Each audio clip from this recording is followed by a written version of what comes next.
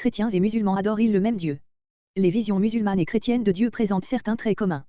Les chrétiens croient en un Dieu éternel qui est le créateur de l'univers entier, toutes caractéristiques que les musulmans attribuent à Allah. Tous deux croient que Dieu est tout-puissant, omniscient et omniprésent. Le concept biblique de la Trinité est la principale différence entre la vision chrétienne et musulmane de Dieu. Dans la Bible, Dieu se révèle comme un seul Dieu en trois personnes, le Père, le Fils et le Saint-Esprit. Chaque personne de la Trinité est pleinement Dieu, pourtant, il n'y a pas trois dieux, mais un seul en trois personnes.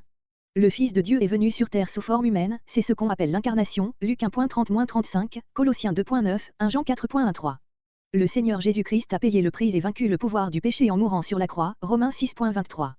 Après sa résurrection, il est remonté au ciel auprès de son Père et a envoyé le Saint-Esprit aux croyants, Actes 1.8-11. Un jour, Christ reviendra pour juger et régner, Actes 10.42-43. Ceux qui auront cru en lui vivront avec lui, mais ceux qui auront refusé de le suivre seront séparés de la sainteté de Dieu, en enfer. Le Père aime le Fils et a tout remis entre ses mains.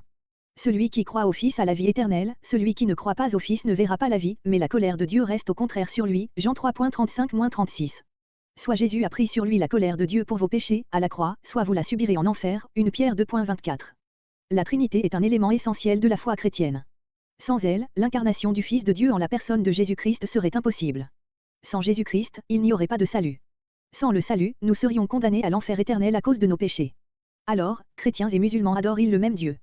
Il vaut mieux demander s'ils ont tous deux une juste compréhension de l'identité de Dieu. La réponse à cette question est un non définitif. Les différences entre les conceptions chrétiennes et musulmanes de Dieu sont si cruciales que ces religions ne peuvent pas avoir raison toutes les deux. Seul le Dieu biblique résout le problème du péché en donnant son Fils.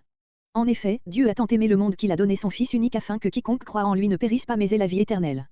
Dieu, en effet, n'a pas envoyé son Fils dans le monde pour juger le monde, mais pour que le monde soit sauvé par lui. Celui qui croit en lui n'est pas jugé, mais celui qui ne croit pas est déjà jugé parce qu'il n'a pas cru au nom du Fils unique de Dieu. Jean 3.16-18.